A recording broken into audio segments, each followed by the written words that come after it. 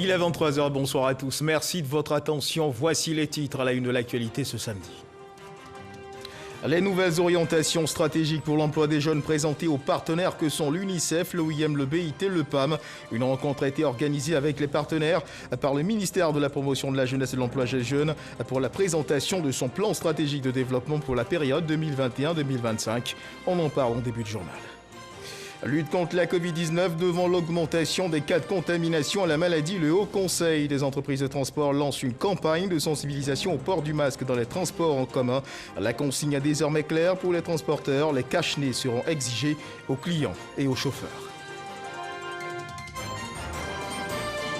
Le championnat d'Afrique des Nations, le CHAN 2021, a débuté ce samedi en match d'ouverture. Le Cameroun, pays hôte, était face au Zimbabwe. Sans surprise, le Cameroun a battu son premier adversaire de la compétition. Voilà pour l'essentiel. Oui, bonsoir à tous. Le ministère de la Promotion de la Jeunesse et de l'Emploi des Jeunes veut impliquer davantage les partenaires techniques et financiers dans sa politique de développement stratégique de la politique d'accès à l'emploi jeune. Une rencontre avec les partenaires a été organisée pour la présentation de son plan stratégique de développement pour la période 2021-2025, mais aussi recueillir leurs avis sur ce plan stratégique provisoire, sans oublier de tenir compte de leurs intentions d'accompagnement de la politique d'emploi des jeunes. Ces partenaires que sont l'UNICEF, l'OIM, le BIT, le PAM, entre autres, ont donné leur amendement avant son éventuelle validation par les autorités gouvernementales. Une implication saluée par le ministre Touré Mamadou. Franck Quadio. Selon l'enquête régionale intégrée sur l'emploi et le secteur informel ivoirien réalisée en 2017, le marché du travail est marqué par un taux élevé d'emplois vulnérables, 69,5%, et de 16,1% d'emplois précaires. Mais l'avènement des programmes et projets liés à l'emploi des jeunes a permis, par exemple, de 2016 à 2019, la formation de 90 629 jeunes à l'entrepreneuriat et la mise en stage de 16 886 jeunes en fin de cycle. Pour l'année 2021-2025, il s'agit de réorienter la stratégie. Un plan de développement est conçu et il est présenté aux partenaires techniques et financiers. Nous voulons vraiment assurer que lorsque nous accompagnons les jeunes, que ça leur permette effectivement de pouvoir s'insérer de façon durable.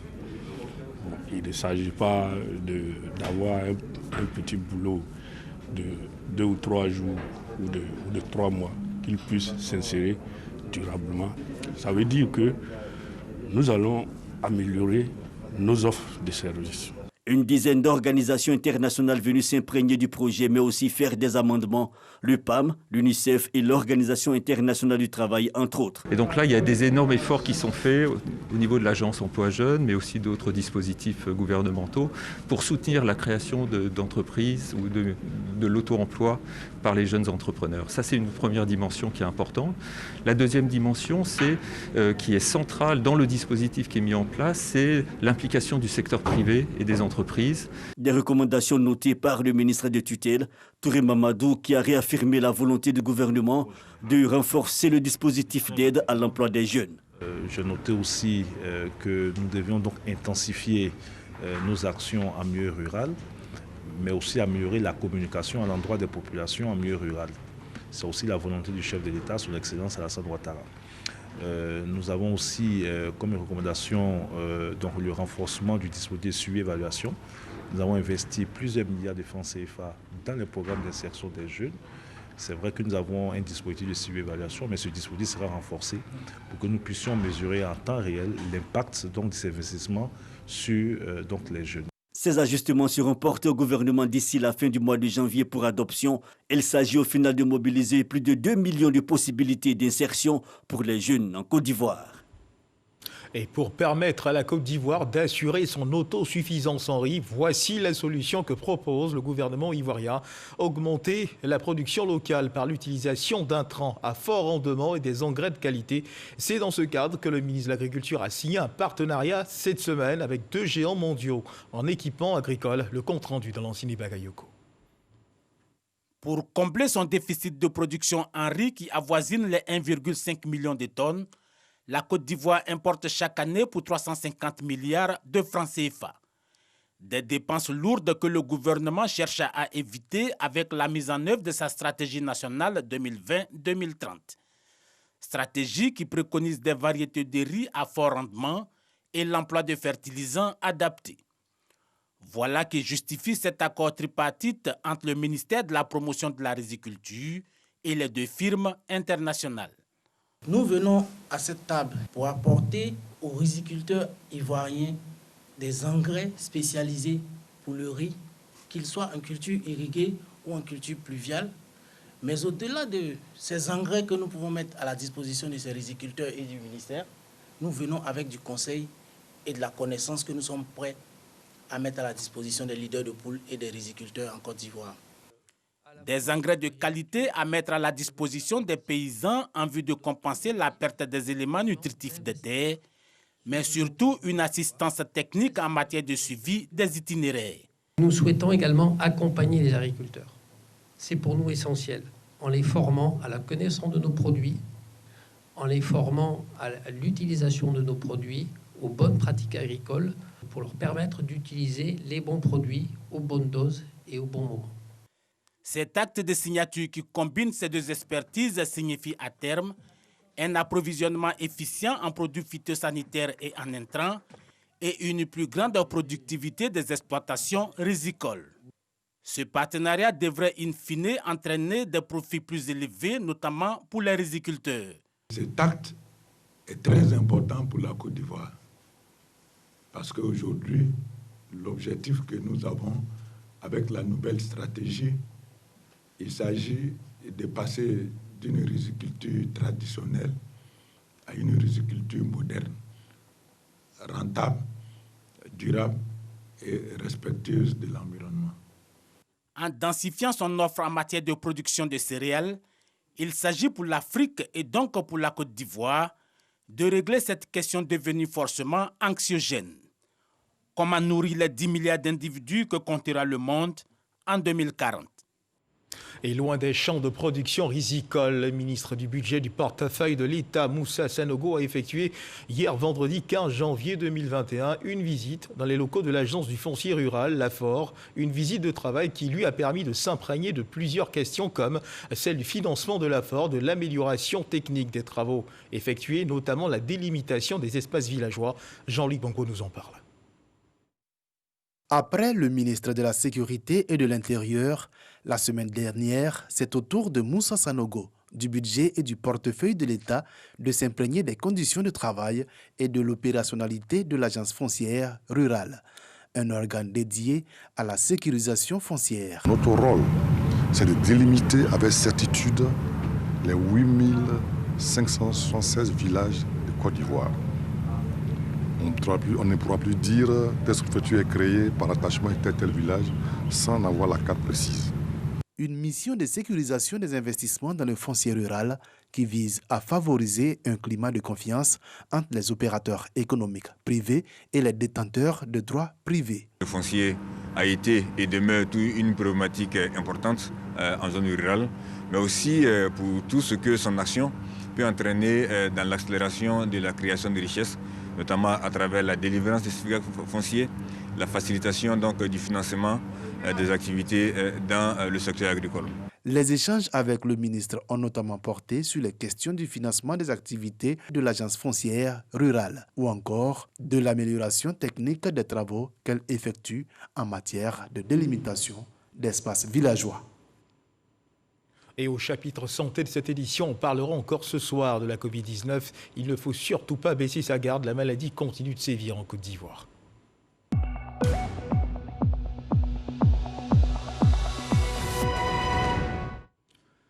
Le ministère de la Santé et de l'Hygiène publique a d'ailleurs enregistré ce samedi 16 janvier 2021 172 nouveaux cas de Covid-19 sur 2584 échantillons prélevés, soit 6,7% de cas positifs, 97 guéris et 0 décès. À la date du 16 janvier donc 2021, la Côte d'Ivoire compte donc 25 028 cas confirmés, dont 23 201 personnes guéries, 141 décès et 1686 cas actifs. Le nombre total d'échantillons décession est de 295 966. Le ministre de la Santé et de l'Hygiène publique rappelle que l'épidémie n'est pas terminée. Il exhorte les populations donc au respect des mesures à barrières, notamment le port du masque dans les espaces accueillants du public et les transports en commun pour stopper la transmission du virus. Et puis, toujours sur ce sujet, sachez que l'Union africaine a obtenu 270 millions de doses de vaccins anti-Covid à répartir entre les pays du continent. 50 millions de doses seront disponibles entre avril et juin. Celles-ci sont achetées par l'Union africaine au laboratoire Pfizer, AstraZeneca et Johnson & Johnson. Ces commandes ne sont pas les seules sources d'approvisionnement pour l'Afrique qui bénéficie aussi du dispositif COVAX lancé par l'OMS et de dispositions prises au niveau des États. Devant l'augmentation des cas de contamination à la Covid-19, certaines décisions sont prises à différents niveaux pour freiner l'évolution de la maladie.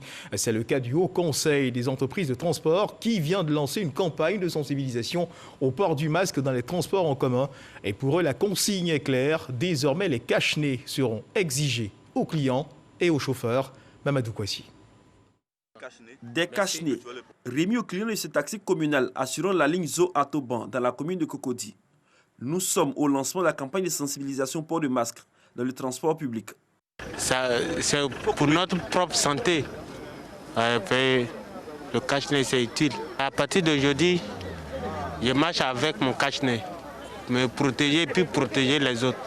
On a arrêté de porter. Comme vous m'avez dit que non, que ça c'est revenu, on va continuer de se protéger. Face à la résurgence de la maladie à coronavirus, le Haut Conseil des entreprises de transport monte au créneau.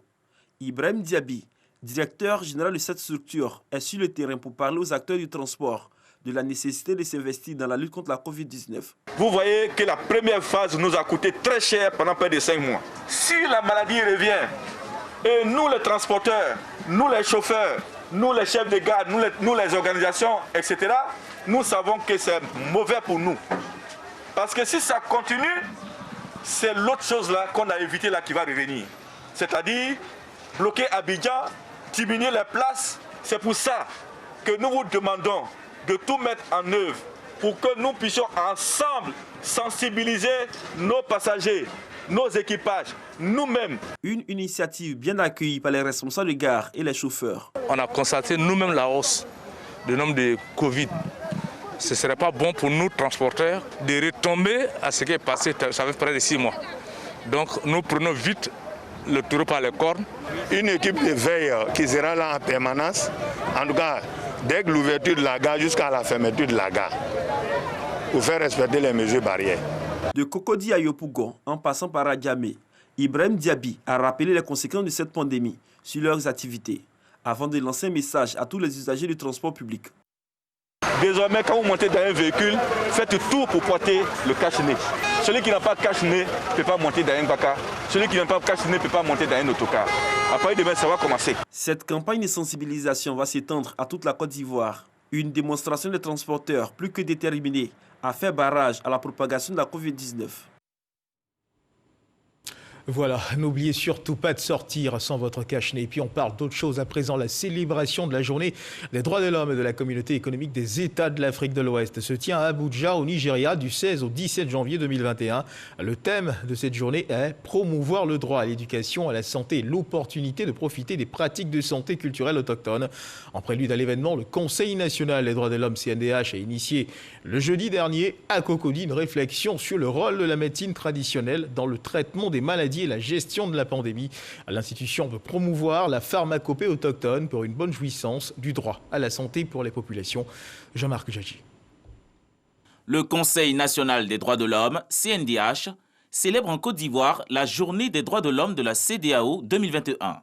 Cette année, le droit à la santé pour tous et l'utilisation de la médecine traditionnelle pour le traitement des maladies sont au cœur des réflexions. Société civile et spécialistes de la médecine, tous partagent leurs expériences. Ils veulent promouvoir et améliorer les pratiques pharmaceutiques autochtones dans le traitement des maladies et la gestion des pandémies comme la Covid-19.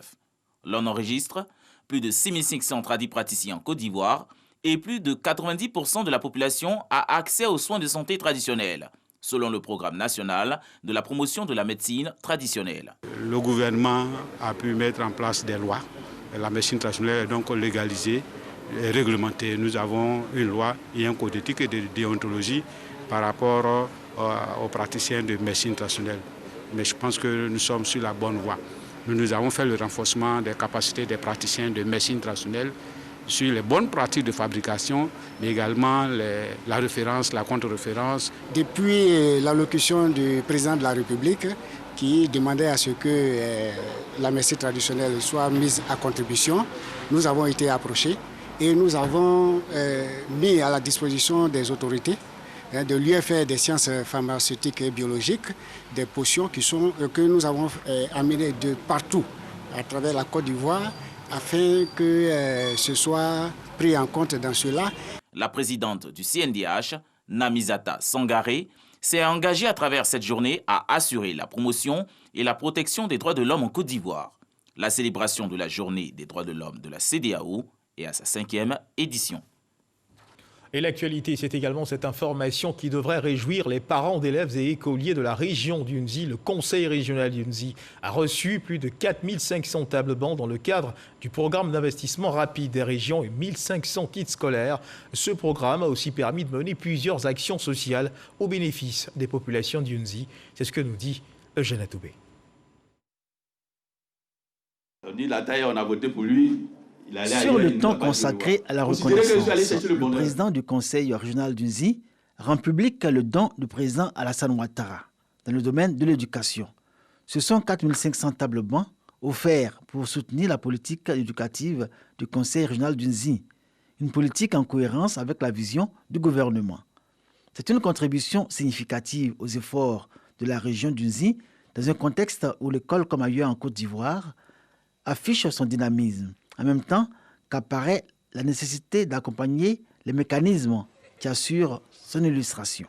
Nous allons en faire bon usage de ce que nous avons promis au président du conseil régional d'Unzi. Il y a que nous avons beaucoup de déficits au niveau des enseignants. C'est surtout la prise en charge de certains profs que nous allons recruter, que nous serons soutenus par le conseil régional et disons les collectivités locales. 1500 kits scolaires ont également été offerts au conseil régional d'Unzi à distribuer aux enfants du primaire dans les départements de Bokanda, Kwasi-Kwasi-Kro et d'Imokromem, chef-lieu de région, selon les besoins de chaque inspection de l'enseignement primaire. Le programme d'investissement rapide des régions PU2R a également permis au conseil régional d'Unzi de financer la construction d'infrastructures éducatives, l'octroi de prise en charge scolaire et universitaire, ainsi que le financement de divers projets au bénéfice des jeunes dans chacun des 3 départements, notamment dans le domaine sport et emploi jeunes. Au plan sportif, plusieurs associations de sport, karaté, maracana et football, ont reçu des équipements pour 15 millions de francs CFA dans une perspective de renouveau sportif dans la région. Nous sommes heureux et nous ferons bon usage pour que tout ce qu'il vient de nous offrir serve pour faire avancer le sport dans notre région. 130 jeunes sélectionnés dans plusieurs localités des 3 départements ont obtenu des permis de conduire pour les aider à l'autonomisation dans une perspective d'insertion socio-professionnelle. Le président de la République est clair. Il faut que nous occupions sainement nos jeunes. On va aussi trouver d'autres occupations pour les activités agricoles. Et c'est pourquoi je tiens à créer des retenues d'eau dans toutes les sous-préfectures afin que les jeunes gens puissent mener des activités de production de maraîchers et de vivriers. On va les aider à organiser le circuit de commercialisation afin que vraiment chacun puisse avoir une occupation qui puisse lui permettre de nourrir sa famille. Le conseil régional d'Unzi est dans une dynamique d'action pour établir un rapport de confiance avec la population.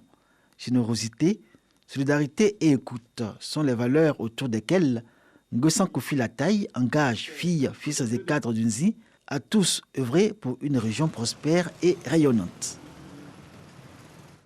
Au chapitre politique de cette édition, finit la collaboration qui existait entre l'Alliance nationale pour le changement avec l'opposition ivoirienne et précisément avec le mouvement politique de Guillaume Soro, Groupement et Peuple solidaire GPS. Alphonse Soro de l'Alliance nationale pour le changement a fait l'annonce de cette nouvelle au cours d'une assemblée générale tenue ce samedi à Abidjan. Alphonse Soro affirme désormais adhérer à la politique de développement mise en route par le chef de l'État Alassane Ouattara et appelle ses cadres désireux de se présenter aux législatives à le faire, au cas échéant à nouer des alliances avec les candidats RHDP dans leurs circonscriptions électorales respectives. Lanciné Bakayoko. L'Alliance nationale pour le changement, ANC, et son président, Alphonse Soro, ne font plus partie du mouvement politique de Guillaume Soro. Prenant acte de la volonté populaire qui n'a pas adhéré à la proposition politique d'un changement générationnel en 2020, prenant acte des divergences profondes avec le management, le langage politique, les méthodes et l'absence d'une vision qui rassure les Ivoiriens quant au maintien d'une paix durable, en l'absence pour l'heure d'une offre politique susceptible de sauvegarder et de poursuivre la dynamique de développement entamée par le président Alassane Ouattara, l'Alliance nationale pour le changement, l'ANC, annonce la fin de toute collaboration avec le mouvement citoyen GPS.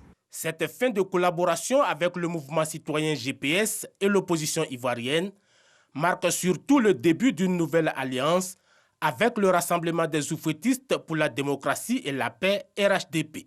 L'ex-bras droit de Guillaume Soro appelle même ses militants à promouvoir les actions de paix et de développement du président Alassane Ouattara. L'Alliance nationale pour le changement, l'ANC, donne un mot d'ordre clair à ses cadres qui le souhaitent et à ses bases pour se présenter ou, à défaut, nouer des alliances avec les candidats RHDP dans leurs circonscriptions électorales respectives. Donne mandat à son président à l'effet d'entreprendre toute discussion avec le RHDP en vue de la construction d'une grande famille politique autour du président de la République, son Excellence Alassane Ouattara. Un bureau politique extraordinaire élargi aux 30 régionaux et aux 108 départementaux, ainsi qu'aux structures spécialisées de l'Alliance nationale pour le changement, est prévu le 30 janvier prochain à Abidjan. Et on reste dans les sillons de la politique. Vous parlez de l'association Les Héritières d'Ado qui partage et promeut les valeurs incarnées par le président Alassane Ouattara. Elle continue de mener des actions de développement de paix et de vivre ensemble sur l'ensemble du territoire national. L'association, qui est aussi présente sur le sol de Vavois, appelle les femmes de la localité à promouvoir la cohésion sociale. Le reportage de Mamadou Kouassi. Elles auront été au début et à la fin de la victoire du président Alassane Ouattara au soir du 31 octobre 2020. Ces femmes du département de Vavois ont participé également au 56% de taux de participation de la région du Haut-Central. La cérémonie d'installation de l'association Les Héritières d'Ado a été l'occasion pour ces femmes de célébrer la victoire de leurs candidats. L'association Les Héritières d'Ado est un mouvement politique qui est en charge de l'encadrement des femmes et qui œuvre également pour la paix et la cohésion. Après sa victoire au premier tour, ces femmes membres de cette association veulent apporter leur appui afin d'accompagner le président Alassane Ouattara dans sa politique de développement de la Côte d'Ivoire. Nous sommes ces femmes, ces filles de la diaspora ivoirienne qui ont décidé de vraiment venir en aide au père. Nous héritions du père et cet héritage, nous voulons transmettre à nos enfants et que ça soit une continuité. Voilà pourquoi nous nous battons. Avec l'aide de Dieu et puis ces braves femmes qui se battent sur le terrain à l'extérieur, qui essaient de se mettre ensemble pour venir en aide au père Alassane Ouattara. La présidente nationale de l'association Les Héritières, Ndema Kone, a aussi invité les femmes à soutenir la présidente communale de sa structure. Elle soutient que seule l'entente et la cohésion pourront permettre d'atteindre les objectifs. Créée en 2016, l'association Les Héritières d'Ado vise à travailler pour la sauvegarde des actions de développement du président Alassane Ouattara. Elle sensibilise également les femmes de Côte d'Ivoire à la promotion des actions de paix et de cohésion sociale afin de faire du vivre ensemble une réalité.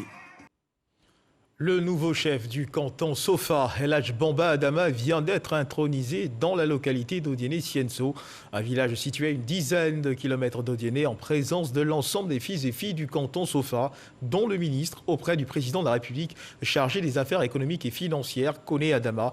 On fait le point avec Eve Boué.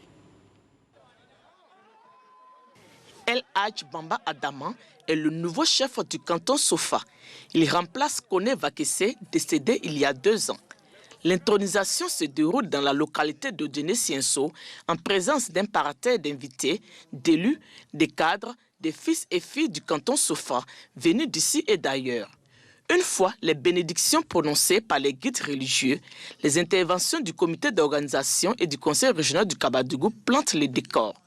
Puis, El Hadj Bamba Adama est officiellement installé sur son trône avec tous ses attributs. Le préfet des régions saisit l'occasion pour donner des conseils aux différents chefs Sofa afin de maintenir la paix et la cohésion sociale. Le chef de village comme le chef de canton, vous jouez un rôle important. Votre rôle, c'est de maintenir l'ordre public, la tranquillité dans les villages. À sa suite, le ministre Adama Koné, cadre du canton Sofa, parrain de la cérémonie, abonde dans le même sens et exhorte les Sofa à l'union sacrée autour de leurs chefs pour relever les défis liés au développement et à la sécurité. Quand on est unis, on est fort, on est écouté et on profite du développement. Je voudrais donc compter sur vous. De nos jours, il y a des choses d'insécurité qui se passent. Quand vous voyez quelque chose qui n'est pas normal, des individus, des personnes qui sont dans notre zone, qui ne sont pas recommandables, que vous ne connaissez pas, il faut porter ça à la connaissance des autorités. Le SOFA marche toujours dans la transparence, dans la tranquillité et dans l'honneur. Le tout nouveau chef installé entend donc œuvrer pour le rayonnement du canton. Je vais m'atteler à prôner l'union, l'entraide, la solidarité entre tous les Sofa pour que le canton prospère. Pour les fils et filles du canton, cette intronisation qui réjouit leur cœur est signe de renouveau. Aujourd'hui, nous sommes heureux que l'unité soit revenue au sein de ces cantons parce que du fait de l'éloignement géographique, des dissensions étaient nées et on avait du mal à se retrouver entre nous. On est tellement contents parce que c'est une cérémonie on attendait ça très longtemps. Mais il est le plus vieux des Sofa actuellement, donc on est content. De toute façon, on a installé là, nous tous on a gagné un peu dedans. De toute façon, le vieux m'a nous fait là, c'est trop moi, mais j'ai pris moto pour quitter à Niamana pour venir faire les fêtes là, pour revenir. Le canton Sofa est constitué de 18 villages répartis dans les départements d'Odiéné, Béligban et Samatigila. Un reportage de vous. Et puis en culture, Agnès Crédy, la journaliste écrivaine, présente sa dernière œuvre littéraire à la Société ivoirienne de télédiffusion. La journaliste a échangé avec le directeur général et les agents de IDT. Des échanges sur la place des personnes en situation de handicap et le regard des autres. Notons que Les Affranchis du sort est un livre qui magnifie le courage et la volonté des personnes en situation de handicap qui arrivent à se faire une place au soleil. Serge Collier.